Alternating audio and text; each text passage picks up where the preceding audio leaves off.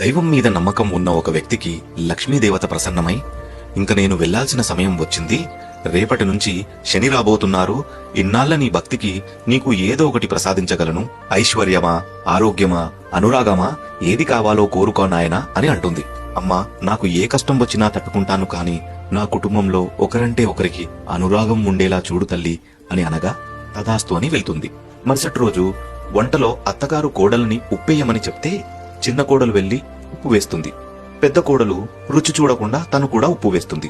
భోజనానికి వచ్చిన పెద్దాయన రుచి చూడగానే శని ప్రభావం మొదలైందని తెలుసుకొని ఏమీ మాట్లాడకుండా తిని వెళ్లిపోతాడు.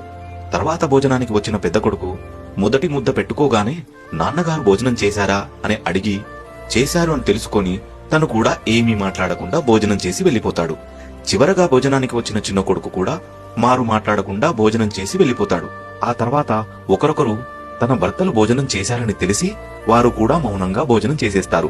ఇదంతా చూసిన శని ఆ రాత్రి పెద్దాయన దగ్గరికి వెళ్లి, ఇంక నేను వెళ్తున్నాను, ఇంట్లో వాళ్ళందరూ కలిసి కిలో ఉప్పు తిన్నారు, కానీ చిన్న గొడవ కూడా అవ్వలేదు, ఇలాంటి చోట నేను ఉండలేను అని చెప్పి వెళ్లిపోతాడు.